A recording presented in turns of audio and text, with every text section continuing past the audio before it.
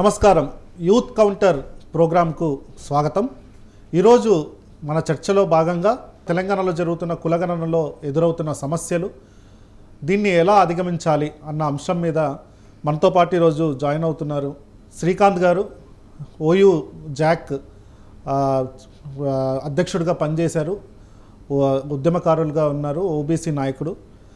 వాళ్ళతో పాటు మనకు జూమ్లో జాయిన్ అవుతున్నారు లక్ష్మీనారాయణ గారు. తెలంగాణ యూనివర్సిటీ నుంచి భారతీయ ఛత్రపతి పూలే జాగృతి అసోసియేషన్ నుంచి మన లక్ష్మీనారాయణ గారు జాయిన్ అవుతున్నారు నిజామాబాద్ నుంచి. మొదటిగా శ్రీకాంత్ గారు, ఇప్పుడు మనం చూసినట్లయితే కులగణన రాష్ట్రంలో మొదలైంది. 1931 తర్వాత మొదటిసారిగా రాష్ట్రంలో, తెలంగాణ రాష్ట్రంలో మొదటిసారిగా కులగణన కార్యక్రమం అది పకడ్బందీగా జరుగుతుంది. కానీ సోషల్ మీడియాలో కొన్ని అడ్డంకులు వస్తున్నట్టుగా మనకు చూడొచ్చు, చాలా పోస్టులు కానీ ఇవన్నీ. అంటే ఇవి ఏంటి, కావాలనే ఏమన్నా అడ్డంకులు సృష్టిస్తున్నారా, లేకపోతే ఈ 52 ప్రశ్నలు ఏవైతే ఉన్నాయో ఆ ప్రశ్నలు అంటే మేము కూడా చూడడం జరిగింది, అంత కాంప్లెక్స్ ప్రశ్నలు కూడా కాదు, చాలా అంటే ఇన్ఫర్మేషన్ తీసుకునే ప్రశ్నలే ఉన్నాయి. సో అదొకటి ఇష్యూ. సోషల్ మీడియాలో ఇది కావాలనే జరుగుతుందా, లేకపోతే ఏం జరుగుతుంది, అసలు గ్రౌండ్ లెవెల్లో ఏం జరుగుతుందంటారు? ఈరోజు కాంగ్రెస్ ప్రభుత్వం కులగణన స్టార్ట్ చేయడానికి ముఖ్య కారణం ఎన్నో ఉద్యమాలు జరిగినాయి. వాళ్ళు బీసీ డిక్లరేషన్లో పేర్కొన్న విధంగా అధికారంలోకి వచ్చిన 6 నెలలలోపే మేము కులగణన చేసి స్థానిక సంస్థల్లో రిజర్వేషన్లు అమలు చేస్తామని చెప్పిండ్రు. అయితే ఇవాళ అది దాన్ని ఎన్నో పోరాటాల ద్వారా, ఇవాళ రకరకాల పోరాటాల ద్వారా మీరు కూడా హెచ్సియు ముందల సత్యాగ్రహ దీక్ష పెట్టినాం. అదేవిధంగా బత్తుల సిద్ధేశ్వరన్న అమర్ నిరాహార దీక్ష, మేము చాలా దీక్షలు, చామకూరు రాజన్న కానీ, అదేవిధంగా కేవి గౌడ్ అన్న, చిరంజీవులు సార్ బీసీ ఇంటెలెక్చువల్ ఫోరం పెట్టి అందరినీ సమీకరించి ఒక వేదిక మీదకి తీసుకురావడం. తీన్మార్ మల్లన్న కూడా అదే కాంగ్రెస్ పార్టీలో ఉండి మేము రాహుల్ గాంధీ మాట తప్పనీయము అని ఎన్నో రకమైనటువంటి వివిధ శక్తుల నుంచి, వ్యక్తులను, వివిధ సంఘాల నుంచి వచ్చినటువంటి ప్రెజర్కు ఇవాళ కులగణన చేయడం స్టార్ట్ అయింది. దీన్ని జీర్ణించుకోలేని వివిధ రాజకీయ పార్టీలలో, అన్ని రాజకీయ పార్టీలు ఇంక్లూడింగ్ కాంగ్రెస్ పార్టీలలో కూడా జీర్ణించుకోలేని శక్తులు ఇవాళ దుష్ప్రచారాన్ని అడ్డుకోవడానికంటే అడ్డుకోలేకపోతున్నాయి. ఎందుకంటే వీళ్ళు ఇవాళ కులగణన జరిగితే లెక్కలు బయటపడతాయి. ఇవాళ కులగణన కాదు ఇది, వాస్తవానికి ఏంటంటే సామాజిక, ఆర్థిక, విద్య, ఉపాధి మరియు రాజకీయ సర్వే, కుల సర్వే. కానీ ఇలా ఒక్క కులం అనేదే లేదు. ఏ విధంగా రాజకీయంగా వెనుకబాటుకు గురైనరు, ఏ విధంగా సామాజికంగా అనగదొక్కబడ్డారు, ఏ విధంగా ఎంతవరకు విద్యలో వెనుకబడి ఉన్నారు, ఏ విధంగా ఉపాధి రంగాల్లో కోల్పోతున్నారు అనే దాని మీద సర్వే జరుగుతుంటే ఇవాళ కుట్రలు కుతంత్రాలు చేసి ఇవాళ కేటీఆర్ సర్వేకి వస్తే నిలవదీయడం అని మాట్లాడడం ఎంతవరకు సబబు? ఈరోజు బీజేపీ వాళ్ళు దుష్ప్రచారాలు చేయడం, సనాతన మతం అని, సనాతన కులం అని రాపియడం అని, ఇట్లాంటి దుష్ప్రచారాలు చేయడం సోషల్ మీడియాలో కరెక్ట్ కాదు. గతంలో 2014లో సమగ్ర కుటుంబ సర్వే చేసినప్పుడు 90 పైగా అంశాలు పెట్టిండ్రు. ఆ రోజు కేటీఆర్కు ఆ రోజు అన్ని అంశాలతోటి సర్వే చేసినప్పుడు ఆ డాటా బయట పెట్టలేదు. ఆ డాటా ప్రకారం బీసీలకు ఏం న్యాయం చేసిండ్రు? ఇవాళ మీరెందుకు బీసీలకు ఒక రకమైనటువంటి దిక్సూచిగా మారబోతున్న ఈ సర్వేని అడ్డుకోవడానికి కుట్రలు కుతంత్రాలు చేస్తున్నారు? ఇవాళ అగ్ర ఆధిపత్య కులాలు పార్టీలకు అతీతంగా కుట్రలు కుతంత్రాలు చేసి కులగణ ఈ సామాజిక, ఆర్థిక, రాజకీయ, విద్యా, ఉపాధి కుల సర్వేని అడ్డుకోవడానికి కుట్రలు చేస్తున్నాయి.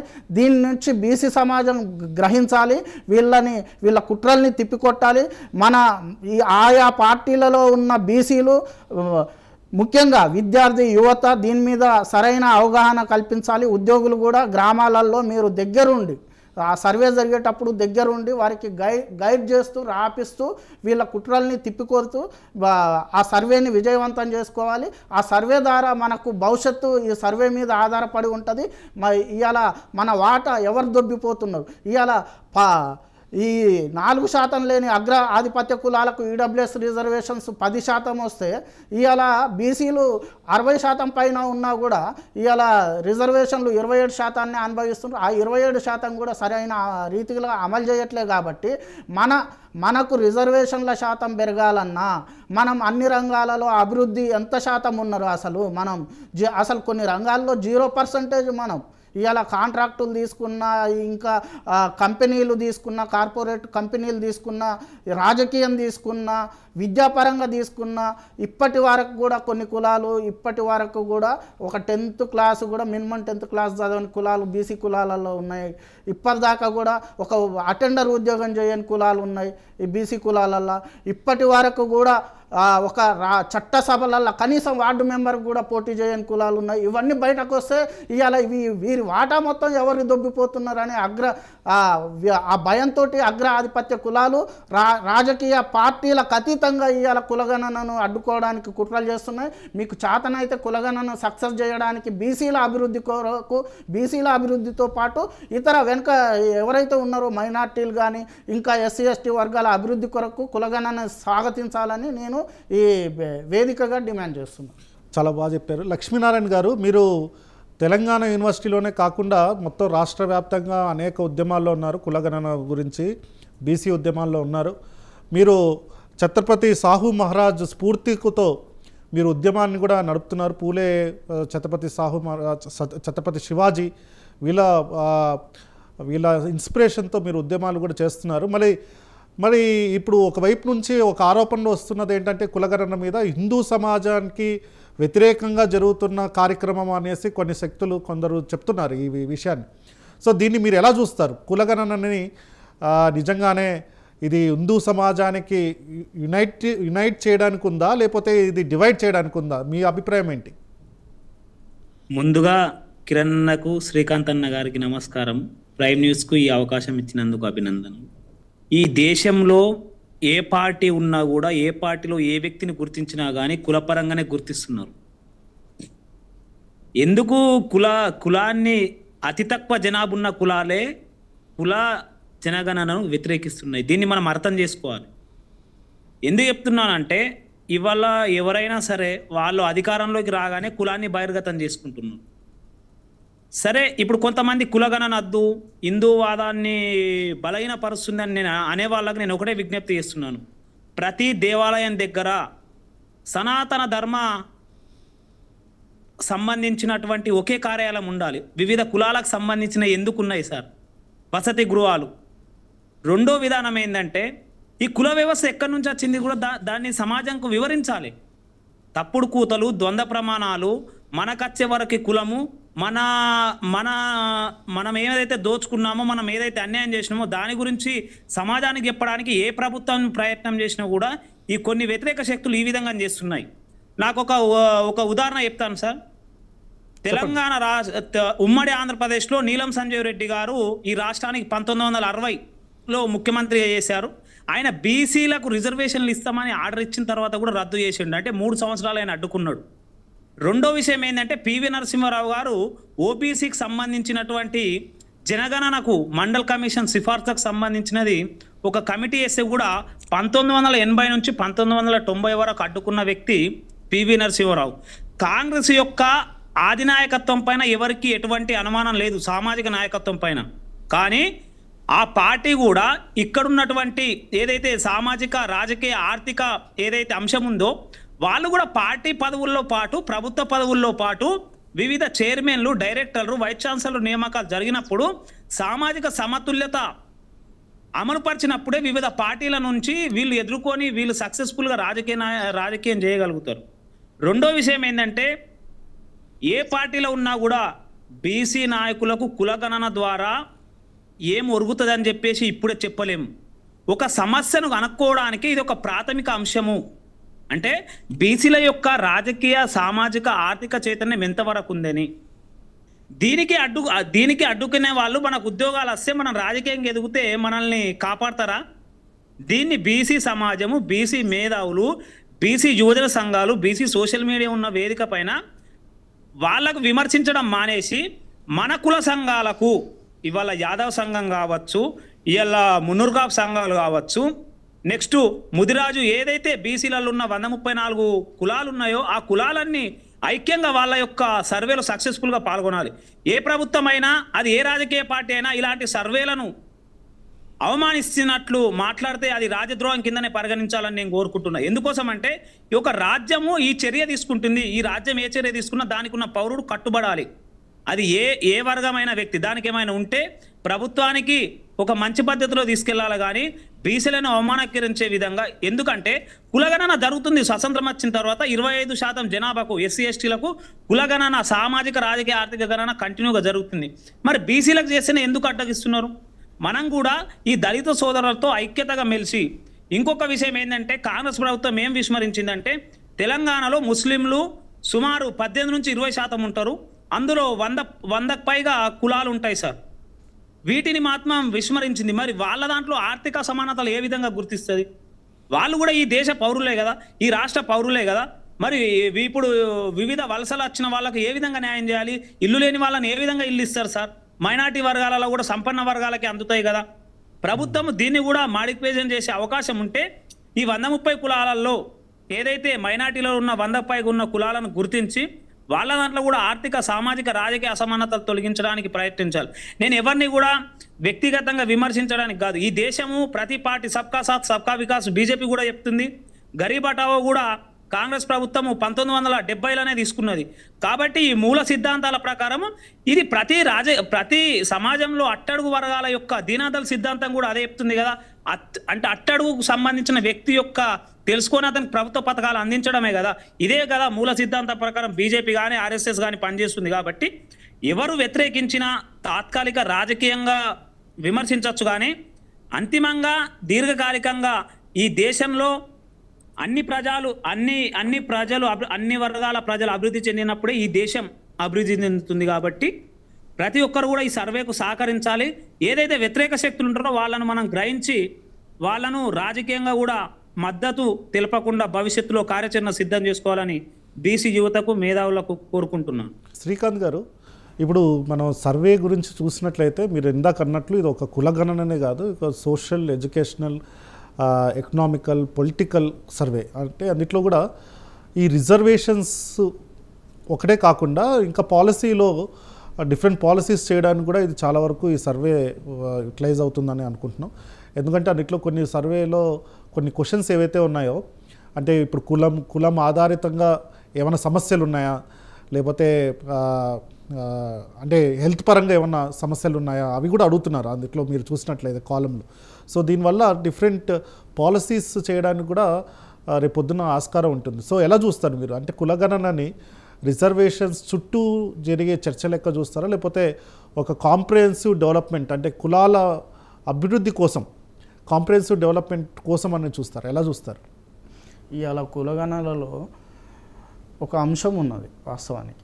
ఇవాళ గుడికి పోయినా, మసీదుకి పోయినా మీకేమన్నా ఇబ్బందులు ఎదురవుతున్నాయా అనేది క్వశ్చన్ చేసాం. వాస్తవం ఇవాళ దళితుల్ని గుళ్ళకు రానియని పరిస్థితి ఉన్నది కొన్ని ప్రాంతాలల్లో. ఇప్పటికీ కూడా కొన్ని ప్రాంతాలల్లో దళితులని వాళ్ళ మీద వివక్షత ఉన్నది. ఇప్పుడు మసీదులకు కూడా కొంతమందిని రానిచ్చే పరిస్థితి లేదు. స్త్రీలను తీసుకున్నా కూడా వాళ్ళు స్త్రీలు కూడా మసీదులకు రారు కాబట్టి, రానియరు కాబట్టి ఇలాంటి వివక్షతను రూపుమాపడానికి కూడా ఇలా 2 రకాలుగా కూడా ఇట్లాంటి వెనుకబాటును ఎందుకు గుళ్ళకు రానియట్లేదు, ఎందుకు దాడులు చేస్తుండ్రు దళితుల మీద అనేది కూడా ఇవాళ అగ్రకులాలు వాళ్ళు, అంటే వీళ్ళు కులం చూసేగా దాడి చేసేది. నువ్వు కులం చూడకపోతే, నీ కులం అనేది లేకపోతే నువ్వు దాడి చేయగలుగుతావా? ఇవాళ కులం చూసి నువ్వు దాడి చేస్తున్నావంటే దళితుడని ముద్రేసి నువ్వు ఎస్సీ అని, నువ్వు మాది కానీ, నువ్వు మాలని, లేకపోతే నువ్వు చాకలని, నువ్వు మంగలని, ఇట్లాంటి దాళ్ళు ఇవాళ ఎస్సీలలోనే కాదు బీసీ కులాలలో కూడా చాలా ఈ వంశరాజులు ఉంటారు. వాళ్ళని పిచ్చకుంట్లు అంటారు. వాళ్ళని పేరు ఇట్లాంటివి, వాళ్ళని తిట్టడం, వాళ్ళ పదాలు ఉపయోగించడం వాళ్ళ మీద, ఇలా రకరకాలటువంటి కోణాలను తీసుకొని ఇవాళ ఎంతోమంది, ఇవాళ సింహాద్రి సార్ కానీ, మురళీ మనోహర్ సార్ కానీ, వీళ్ళందరూ కూడా ఈ కులగణన మీద ఎట్లా చేయాలి ఏందనేది ఆ ప్రశ్నావళిని రూపొందించడంలో ఇవన్నీ వీళ్ళంతా మేధావి వర్గం చర్చించి చాలా దాని గురించి కొంత వర్కౌట్ చేసి అసలు బీహార్లో ఎట్లా కులగణన చేసిండ్రు ఇవన్నీ గతంలో ఎట్లా మండల్ కమిషన్ అప్పుడు కూడా మండల్ కమిషన్ రిపోర్ట్లో ఏ అంశాలు తీసుకున్నారు, మండల్ కమిషన్ కూడా ఏ కోర్టులో కూడా కొట్టుడు పోకుండా దాన్ని ఏ విధంగా దాన్ని సిద్ధం చేసిండ్రు, ఆ రకమైనటువంటి పరిస్థితుల నుండి దీన్ని రేపు కోర్టుకు పోతే కొట్టుడు పోదు కాబట్టి దీన్ని నిర్వీర్యం చేయాలనే కుట్రలు కుతంత్రాలతో ఇవాళ రాజకీయ పార్టీలకు అతీతంగా అగ్రకులాలు ఆధిపత్య కులాలు ఏకమైనాయి. బీసీ సమాజం, బీసీ విద్యార్థి, యువత, కార్మికులు, కర్షకులు అందరూ కూడా, ఉద్యోగులు అందరూ కూడా ఈ విషయాన్ని గ్రహించి మనం ఈ సర్వేని సక్సెస్ చేసి అసలు మనకు దీన్ని వాళ్ళ ట్రాపులో ఎట్టి పరిస్థితులలో కూడా వాళ్ళ ట్రాపులో పడొద్దు, రాజకీయ పార్టీల ట్రాపులో పడకుండా ఈ కులగణన ముందుకు తీసుకుపోవడం ద్వారా మన ఆర్థిక అభివృద్ధి, మన రాజకీయ అభివృద్ధి, మన విద్యా అభివృద్ధి, మన ఉద్యోగ అభివృద్ధి ఈ కులగణనతోటి ముడిపడి ఉన్నది. కాబట్టి అందరు కూడా ఈ కులగణనను సక్సెస్ చేద్దాం. అవును, ఎక్స్రే ఎంఆర్ఐ లెక్క కూడా రేపొద్దున ఈ సర్వే అన్నది ఉండబోతుంది. చాలా చాలా బాగా చెప్పారు లక్ష్మీనారాయణ గారు. యువత పాత్ర ఏదంటారు ఇప్పుడు నెక్స్ట్? యువత పాత్ర ఈ కులగణనకు అడ్డంకులు సృష్టిస్తున్న శక్తులకి వ్యతిరేకంగా యువత, బీసీ యువత కానివ్వండి, లేకపోతే ఎస్సీ ఎస్టీ యువత కానివ్వండి, ఎలా స్పందించాలంటారు? అంటే దీన్ని అంటే ఈవెన్ యువతలో కూడా చాలా క్వశ్చన్స్ ఉన్నాయి. రేపొద్దున యూనివర్సిటీలో కూడా చాలా చర్చ జరుగుతుంది, అన్ని యూనివర్సిటీల్లో కూడా. సో ఎలా చూస్తారు, అంటే ఎలా వాళ్ళ పాత్ర ఏముండబోతుంది అంటారు నెక్స్ట్ 15-20 డేస్? ఈరోజు కుల గణన పైన చాలా అంటే సమగ్ర రాజకీయ, సామాజిక, ఆర్థిక, విద్యాపరమైనటువంటి గణన పైన దళిత సామాజిక వర్గం ఉన్న ఐక్యత, వాళ్ళ యొక్క నిబద్ధతను చూసి బీసీ సామాజిక వర్గం కానీ మిగతా సామాజిక వర్గాలు నేర్చుకోవాలి. ఎందుకోసం అంటే ఈ దేశంలో ప్రతిదీ కూడా కులమాధారితంగానే ఉంది, మన గుర్తింపు కూడా కులమాధారంగానే ఉంది. కాబట్టి మన ఉన్న వాస్తవిక స్థితిని, వాస్తవికమైనటువంటి రాజకీయ, సామాజిక, ఆర్థిక స్థితిగతులు చెప్పుకోవడానికి మనకున్న అభ్యంతరం ఏంది అంటే ఈ దేశంలో ఎంతమంది మేధావులు ఏ వర్గాలలో ఉన్నారు, మిగతా వర్గాలలో ఎందుకు చదవలేదు. ఇవాళ ఇంకొక ప్రాబ్లం కూడా ఐడెంటిఫై అయితే సార్, ట్రైబల్స్లలో జింకు ఐరాన్ అనే లోపం ఏర్పడుతుంది ట్రైబల్స్ కమ్యూనిటీ. దీని ద్వారా ప్రభుత్వం ఎటువంటి పాలసీస్ అమలు చేయాలని ఉంటుంది. ఇంకొక రెండో విషయం ఏంటంటే కొన్ని ప్రాంతాలలో వనరులు పూర్తిగా నష్టపోయినాయి సార్. అంటే ఇప్పుడు నల్గొండ కావచ్చు, హైదరాబాద్లో ఏరియాలో స్థానికంగా మనం తాగడానికి వాటర్ లేదు, ఆరో వాటర్ తప్ప వేరే వాటర్ తాగలేము. మూడో విషయం ఏంటంటే కొన్ని కుల వృత్తులు అదృశ్యమైపోయినాయి. అంటే ఇలా కుమ్మరి, కమ్మరి, బీసీఏ కులాలు ఏదైతే చేతుల ద్వారా పనిచేసే కులాలన్నీ కూడా మాయమైపోయినాయి. ఈరోజు ఆ కులాలను కూడా ఏ విధంగా అంటే ప్రభుత్వం చేస్తుందా చేయదని కాదు, వాళ్ళ యొక్క స్థితిగతులు తెలుసుకోవడానికి అయితే ఇది ఉపయోగపడుతుంది. ఇలా నేను రాహుల్ గాంధీకి కూడా కాంగ్రెస్ పార్టీ యొక్క నాయకత్వాన్ని కూడా ఒకటి అడగదలుచుకుంటున్నా. ఇప్పటి వరకు కూడా మీరు బీసీ కమిషన్ మెంబర్లను కేంద్రంలో నియమించాలని ఎందుకు పోరాడడం లేదు? రెండో విషయం ఏంటంటే ఇలా ఈడబ్ల్యూఎస్ రిజర్వేషన్ తెచ్చినటువంటి రాజ్యాంగ భద్రత, బీసీలకు ప్రస్తుతం ఉన్న రిజర్వేషన్లకు రాజ్యాంగ భద్రత ఇస్తే దాన్ని వైలేషన్ చేయడానికి మనకి ఇబ్బందులు ఉన్నాయి. మీరు రీసెంట్లీ ఒక డాటా బయట పెట్టారు. అంటే సెంట్రల్లో ప్రొఫెసర్స్ ఉంటే 2493 ప్రొఫెసర్స్ ఉంటే బీసీలు 9 మంది ఉన్నారని చెప్పారు. అంటే ఇది ఎందుకు వైలేటెడ్ అయింది? దానికి రాజ్యాంగ భద్రత లేకపోవడం వల్లనే అయింది. ఇలా రాహుల్ గాంధీని కాదు, కాంగ్రెస్ ప్రభుత్వం కానీ అది ఏ ప్రభుత్వం, ఇలా ఓబీసీ ప్రధానమంత్రి అని నరేంద్ర మోడీ గారు కూడా చెప్తున్నారు కదా, మరి ఆయనకు కూడా బీసీల పట్ల చిత్తశుద్ధి ఉండాలి కదా. అంటే బీసీలు వ్యక్తులు ఉన్నారు కానీ బీసీ ఐడెంటిటీ కానీ బీసీలకు ఏం చేయాలని చెప్పి బీసీ నాయకులకు తెలవడం లేదనేది రెండో ఆవశ్యకత. కరెక్ట్. అంటే 60% జనాభా ఉన్నాము, మనం మనుషులుగా ఉన్నాం కానీ మన మెదల్లో మాత్రం లేదు. అంటే మనం బీసీలము, మనం వెనుకబడ్డం, మనకు ఏది కావాలి, మనకు ఇంకా ఎటువంటి సమస్యలు ఉన్నాయి సమాజంలో, ఎటువంటి రుగ్మతలు మనకు ఉన్నాయి, మనం విద్యను అందుకుంటలేము, వైద్యాన్ని అందుకుంటలేము, రాజకీయాన్ని అందుకుంటలేము. ఏ వాదంలో కూడా బీసీలను అనగదొక్కుతున్నారు. రెండోది కులరహిత సమాజం అని అంటుర్రు, కులాలు పెట్టుకొని ఉద్యమాలు చేస్తారు. మరి కులరహిత ఉద్యమాలు 100 ఏళ్ల నుంచి జరుగుతున్నాయి దేశంలో, మరి ఎందుకు వాళ్ళు కులాలు పెట్టుకొని పిలుచుకుంటున్నారు అనేది బీసీలకు అర్థం కావాలి. రెండో విషయం జాతీయవాదం అంటారు. జాతీయవాదం అని చెప్తున్నప్పుడు కులవాదం ఎందుకు వస్తుంది? రావద్దు కదా. నా పేరు కులానితో పిలవడం, ఇంకొకరితో కులాన్ని పిలవడం రావద్దు కదా. ఇటువంటి యొక్క మేధా పరిణతిని బీసీలు అర్థం చేసుకోవాలి. మనము యువత దీన్ని యువత కూడా గురించి అమలు చెప్పండి, చేయడానికి యువత పాత్ర చెప్పండి. మన పాత్ర ఏంటంటే ప్రతి యూనివర్సిటీలలో దీనికి సంబంధించిన ప్రెస్ మీట్లు కానివ్వండి, రౌండ్ టేబుల్ సమావేశాలు నిర్వహించాలి. దీని ద్వారా ఏమవుతుందంటే మనకున్న వివిధ, ఇప్పుడు ఉస్మానియా యూనివర్సిటీ ఉంది సార్, దానికి రాష్ట్రంలో ఉన్న వివిధ జిల్లా అటువంటి బీసీ యువకులు వస్తారు. రౌండ్ టేబుల్ సమావేశం చెప్పడం వల్ల ఏమవుతుంది, వాళ్ళు కూడా గ్రామాన్ని వెళ్ళి అక్కడ సమస్యను పరిష్కరించగలుగుతారు. ఈ తెలంగాణలో సుమారు 10 యూనివర్సిటీలు ఉన్నాయి. 10 యూనివర్సిటీలు రౌండ్ టేబుల్ మనం నిర్వహిస్తే సుమారు 30 జిల్లాలకు సంబంధించిన ప్రతి గ్రామానికి సంబంధించిన ప్రజెంటు విద్యార్థులు కానీ, భవిష్యత్తులో ఇప్పుడు చదువుతున్న విద్యార్థుల యొక్క అసోసియేషన్స్, బీసీల అసోసియేషన్స్ ఏర్పాటు చేసి వాళ్ళకి జూమ్ మీటింగ్ ద్వారా, లేకపోతే ఈ వివిధ రకమైన డిస్కషన్స్ ద్వారా దీన్ని సక్సెస్ చేయాలి. 40 రోజుల టైం ఉంది మనకు, ఇంకా ఏం 10 రోజుల టైం కూడా కాదు, ఇంకో నెల సమయం ఉంది. కాబట్టి దీన్ని సక్సెస్ఫుల్ గా నిర్వహించుకోవాలి. అమలు చేయవలసిన బాధ్యత కూడా ప్రభుత్వం పైన ఒత్తిడి చేయడానికి మనము ఐక్యతగా కృషి చేయాలి, రాజకీయ పార్టీలకు అతీతంగా. కరెక్ట్. చాలా మంచి సజెషన్స్ చేశారు. ఒకటి యూనివర్సిటీల్లో మీటింగ్లు, స్టూడెంట్స్, ముఖ్యంగా స్టూడెంట్స్. ఇంకో విషయం ఏంటంటే, ఈ రోజు ఉపకులాల సంఘాలు ఉన్నాయి, మున్నూరు కాపులు, ముదిరాజులు, గౌడ్స్, వీళ్ళు కూడా యువతకు సంబంధించిన వేలాది గ్రూపులు ఉన్నాయి ఫేస్బుక్లలో. ఎందుకు పాల్గొనాలని చెప్పి మనం ఒక 2 వాక్యాలు రాస్తే, ఒక మంచి వీడియో పోస్ట్ చేస్తే ఆ యొక్క సామాజిక వర్గాలు చైతన్యం చెందుతాయి. ఎందుకు చేయాలనేది మనం వివరించగలిగితే వాళ్ళు అర్థం చేసుకోగలుగుతారు. గ్రామానికి వెళ్తుంది. కాబట్టి మన ప్రయత్నంలో సోషల్ మీడియాలో కానీ, వార్తాపత్రికల్లో కానీ, లేక డైరెక్ట్ మీటింగ్లో ఎక్కడ జరిగినా దీని గురించి వివరించాలి. దేశవ్యాప్తంగా కూడా జరగాలని కోరుకుందాం.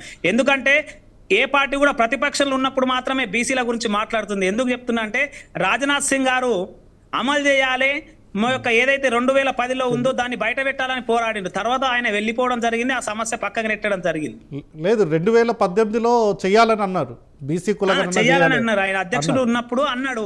తర్వాత ఆయన అధ్యక్షుడిగా తప్పుకోవడం జరిగింది, వేరే వర్గాలు రావడం జరిగింది, ఆ సమస్యనే లేదు ఇక అసలు. కరెక్ట్. బాగా చెప్పారు.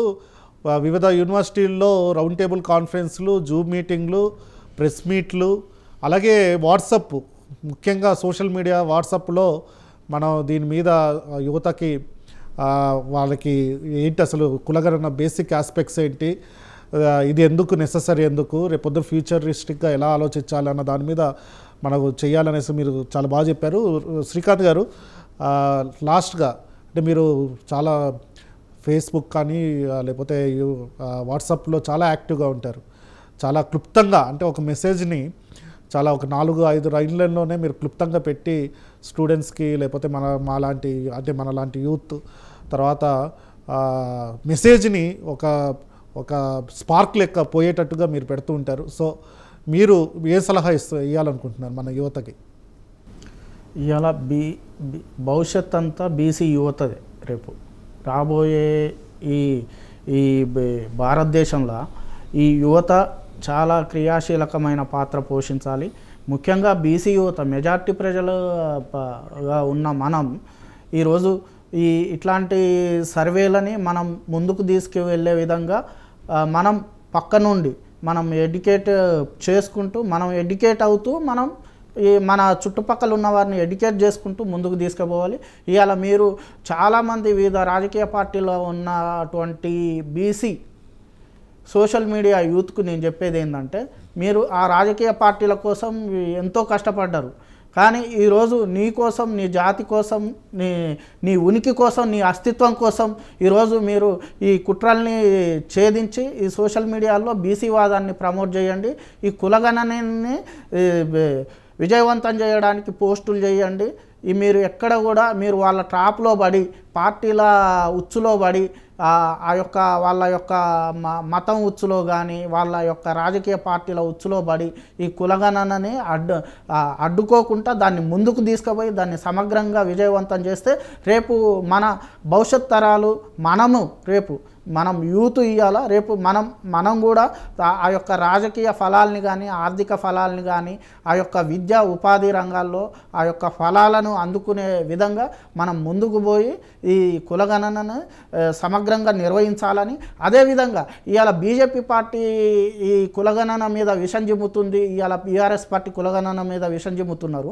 నేను ఒకటే చెప్పదలుచుకున్నా, మీకు దమ్ముంటే బీజేపీ పార్టీకి ఇవాళ దేశం మొత్తం జనగణనలలో కులగణన చేర్చి మీరు ఈ కాంగ్రెస్ పార్టీ కంటే ఘనంగా మేము సామాజిక ఆర్థిక రాజకీయ కులగణన నిర్వహించినమని మీరు చాటుకోవాలి. రేపు ఖచ్చితంగా మీరు ఆ రకంగా ముందుకెళ్ళాలి. లేకపోతే ఇవాళ ఏ పార్టీలు అయితే కులగణనకు మీద విషం జిమ్ముతున్నాయో ఆ పార్టీలను కానీ ఆ అగ్ర ఆధిపత్య కులాలని ఇవాళ వాళ్ళని సంఘ విద్రోహ శక్తులుగా, బీసీలకు వ్యతిరేకంగా సంఘ విద్రోహ శక్తులుగా చేర్చి వాళ్ళందరికీ కూడా రాజకీయ సమాధి చేస్తామని మేము హెచ్చరిస్తున్నాం. చాలా బాగా చెప్పారు. తర్వాత మనకు ఇక్కడ తెలంగాణలో జరుగుతున్న కులగణన ఇన్స్పిరేషన్గా తీసుకొని, అంటే ఇక్కడ జరుగుతున్న ఇష్యూస్ ఇవన్నీ తీసుకొని మన పక్కనున్న రాష్ట్రంలో అంటే ఆంధ్రప్రదేశ్లో బీఎస్పీ పార్టీ అంటే బీఎస్పీ కోఆర్డినేటర్ గారు పూర్ణచంద్రరావు గారు, అక్కడ ఎక్స్ డీజీపీ, ఇక్కడ తెలంగాణకి ఎక్స్ డీజీపీగా చేసిన లీడర్ చాలా ఉధృతంగా మొత్తం రాష్ట్రం మొత్తం తిరిగి రాష్ట్రం మొత్తం ఉద్యమం చేస్తున్నారు. అక్కడ కూడా కులగణన చేయాలి, సమగ్ర కులగణన చేయాలనేసి చాలా ఉధృతంగా ఉద్యమాలు చేశారు. నిన్ననో మొన్ననో అక్కడ నెల్లూరులో కూడా చాలా పెద్ద ర్యాలీలో సార్ చాలా అద్భుతంగా స్పీచ్ ఇచ్చారు. సో లక్ష్మీనారాయణ గారు ఇక్కడ జరిగే కులగణనని ఇన్స్పిరేషన్గా తీసుకొని రేపొద్దున అంటే దేశవ్యాప్తంగా జనవరి మొదటి సెక్షన్ అంటే మొదటి 2 వారాల్లో స్టార్ట్ అవ్వబోతుందనేసి ఒక ఇన్ఫర్మేషన్ ఇచ్చినట్టున్నారు, లీక్లు ఇచ్చారు. అక్కడ కూడా సెన్సస్ జరుగుతుంది దేశవ్యాప్తంగా. అంటే సెన్సస్ అన్నది యూనియన్ సబ్జెక్ట్ యాక్చువల్ ఇన్ఫ్యాక్ట్ చూసినట్లయితే. సో మనం ఇక్కడ జరిగే ఈ కులగణనని ఆధారంగా తీసుకొని రేపొద్దున ఇన్స్పిరేషన్గా తీసుకొని దేశవ్యాప్తంగా హైదరాబాద్ నుంచి అంటే తెలంగాణ నుంచి ఒక ఉద్యమాన్ని నిర్మించడానికి ఆస్కారం ఉందంటారా? నిర్మించవచ్చు సార్. ఇప్పుడు రాజకీయ పార్టీ బీసీకి లేదు కాబట్టి కొంచెం వెనుకబాటుకు గురి కావచ్చు మనం, అంటే మన లక్ష్యం కొంచెం లేటు కావచ్చు. కానీ బీఎస్పీ లాంటి పార్టీలు మాత్రం చేపడితే మాత్రం మనం తొందరగా సక్సెస్ అవుతాం. ఎందుకంటే 1990లో బీసీలకు రిజర్వేషన్లు మండల్ కమిషన్ యొక్క సిఫార్సులు అడ్డుకుంటే ఎవరైతే బీఎస్పీ సంబంధించిన వివరాలు చూసే వ్యక్తి మొత్తం ఆయన పార్లమెంటును స్తంభింపజేసిండు. అంటే ఢిల్లీని మొత్తం అతని చేతిలోకి తీసుకోవడం జరిగింది. బీఎస్పీ పార్టీ యొక్క సిద్ధాంతం సామాజిక న్యాయం ఏదైతే అంతిమంగా ఉందో బీఎస్పీ పార్టీ ద్వారా సాధ్యమైంది కొంత మట్టుకు. తర్వాత కొన్ని కారణాల వల్ల మాయావతి గారు పోవడం నేషనల్ పార్టీకి వెళ్ళడం జరిగింది. అంటే కాంగ్రెస్ పార్టీ యొక్క అధినాయకత్వం పైన ఏం లేదు, కానీ కాంగ్రెస్ పార్టీ మిగతా రాష్ట్రాలలో మాత్రము సామాజిక న్యాయం పాటించకుండా, సామాజిక న్యాయాన్ని అమలుపరచకుండా కేవలం మేము జనగణన చేస్తాము కులగణన చేస్తామంటే ఇది కొత్త సబ్జెక్ట్ కాదు సార్. కరెక్ట్. మనకన్నా మనకు బ్రిటిష్ వలస పాలకులు పరిపాలించినప్పుడే మనకు కులగణన జరిగింది. కాబట్టి దీన్ని అంటే మరలా అమలు చేస్తున్నాం మనం ఈ దేశంలో. అంటే ఏ పార్టీ కూడా తెలుసుకోవాలి, రాజ్యాంగంలో కూడా అదే పొందుపరచడం జరిగింది సార్. ప్రతి 10 సంవత్సరాలకు సామాజిక రాజకీయ అవసరాలు తెలుసుకొని ప్రజలకు ఏం కావాలనో, ఏ వర్గానికి ఏం కావాలనో అది అందించడమే ముఖ్య ఉద్దేశం. దానికి అనుగుణంగా బడ్జెట్ ప్రవేశపెట్టాలని చెప్పి కూడా పెట్టడం జరిగింది.